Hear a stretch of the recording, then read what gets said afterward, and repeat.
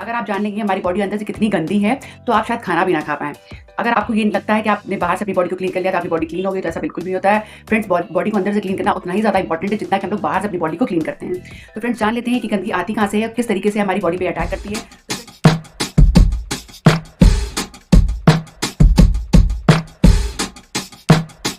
अगर हम लोग बॉडी को अंदर से साफ नहीं करते हैं तो आपको नहीं पता है कि कौन-कौन से रोगों को हम लोग इनवाइट करते हैं।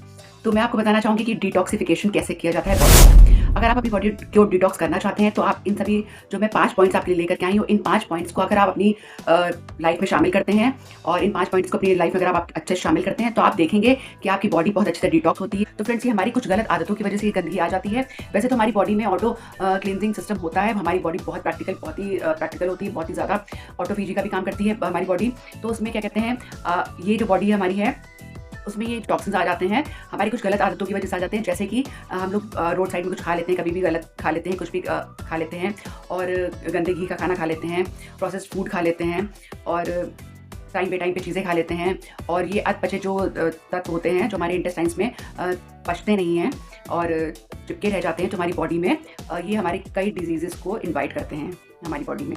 अगर आपको लगता है कि आपकी बॉडी में रेगुलर इलनेस रह रही है, आपको थकान महसूस हो रही है, आपके मूड स्विंग्स हो रहे हैं, आपको डिप्रेशन रह रहा है, तो आप समझ जाइए कि आपको बॉडी को अंदर से क्लीन करने की बहुत ज़्यादा ज़रूरत है। बॉडी के अंदर से क्लींजिंग की बहुत ज़्यादा ज़रूरत है। तो चलिए जान लेते हैं उन 5 उपायों को। 5 आयुर्वेदिक में जो 5 उपाय बताए गए हैं वो कौन-कौन से हैं, तो उन उपायों के बारे में जान लेते हैं।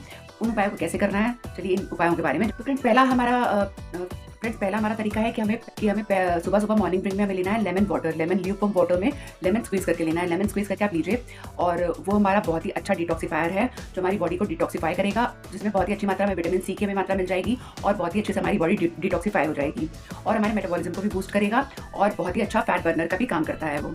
तो हमारी बॉडी को बहुत अच्छे से डिटॉक्सिफाई करेगा। पहला ही हमारा है ये टिप जो आप लोग को अपने डिटॉक्सिफिकेशन में यूज़ करना है। तो हमारा है पहला ये है लेमन वाटर। लेमन वाटर का आप लोग यूज़ करिए। सेकंड है friends, avoid fried food.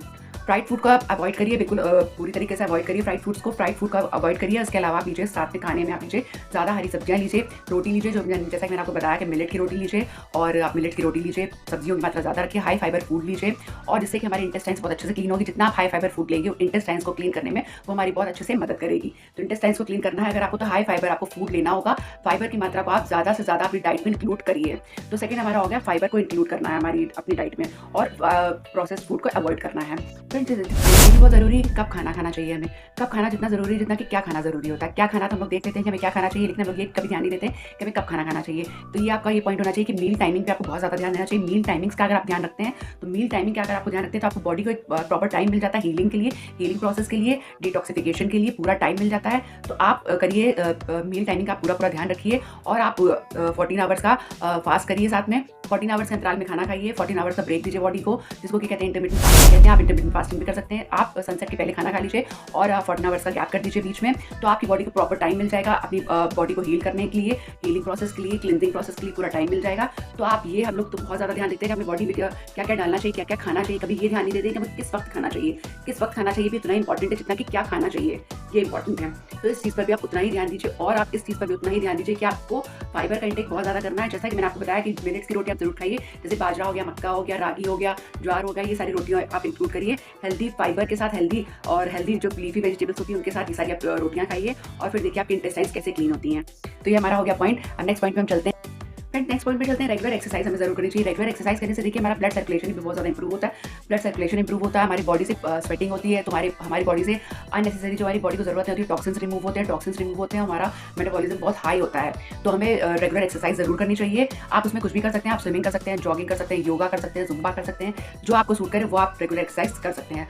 Exercise को जरूर अपनी डेली लाइफ में शामिल करिए और उसमें आप देखेंगे कि आपकी ये जो एक्सरसाइज होती हैं वो हमारी डिटॉक्सिफिकेशन में भी हमारी बहुत ज़्यादा मदद करती हैं। ये हमारे स्वेटिंग के जरिए हमारे टॉक्सिन्स को रिमूव करती हैं, ब्लड सर्कुलेशन को भी इंप्रूव करती हैं, बहुत ज़्यादा ब्लड सर्कुलेशन को इंप्रूव करती हैं, हमें दिन भर एनर्जेटिक रखती हैं तो दिन भर बहुत काम कर पाते हैं और दिन भर एनर्जी हमें फील होती है और टॉक्सिन्स हमारी बॉडी में रह नहीं पाते हैं। और इस तरीके से आप रेगुलर एक्सरसाइज करिए, इसमें आप जो आपका दिल करे उस तरीके से आप एक्सरसाइज करिए। एक्सरसाइज करते हमारी बॉडी को प्रॉपर ऑक्सीजन मिलती है। एक्सरसाइज को आप अपनी लाइफ में ज़रूर शामिल करिए। और अपने लास्ट पॉइंट में आते हैं। लास्ट पॉइंट हमारा ये है, लास्ट पॉइंट में हमारा लास्ट पॉइंट में हम अपने आ जाते हैं। लास्ट पॉइंट है हमारा फास्टिंग। एक हफ्ते में एक दिन फास्टिंग जरूर करिए। फास्टिंग आप किसी भी रूप में कर सकते हैं। फास्टिंग आप रोजा उपवास कुछ भी कह सकती हैं। फास्टिंग करिए। फास्टिंग में आप पूरे दिन आप फास्ट करिए। उसमें आप हर्बल ड्रिंक्स ले सकते हैं।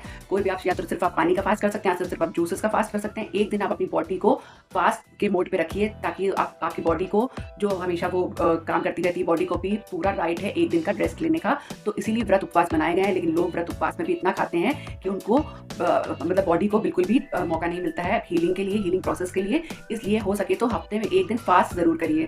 फास्ट करेंगे जिससे कि हमारी हीलिंग प्रोसेस बॉडी का बढ़ जाएगा और हमारी बॉडी अच्छे से डिटॉक्स होगी, डिटॉक्सिफिकेशन करेगी। और हमारी बॉडी के पास एक ऑटोफेजी नाम का एक हथियार है जो वो बॉडी यूज करती है फास्टिंग के दौरान। जब हम उसको मौका देते हैं, फास्ट करते हैं, जब उसको मौका देते हैं, जब हम खाली पेट रहते हैं, तब अपनी बॉडी को पूरा टाइम देते हैं, तब वो ऑटोफेजी का हथियार यूज करती है। अगर आप ऑटोफेजी के बारे में जानना चाहते हैं तो आप इस वीडियो पे क्लिक करिए और जान जाइए ऑटोफेजी के बारे में। मैंने पूरा वीडियो बनाया हुआ है, आप इस ऑटोफेजी के बारे में जान जाइए। अगर आपको वीडियो पसंद आ रहा हो तो एक लाइक जरूर करिएगा, और आप मेरे चैनल पर नहीं हो तो सब्सक्राइब करिएगा।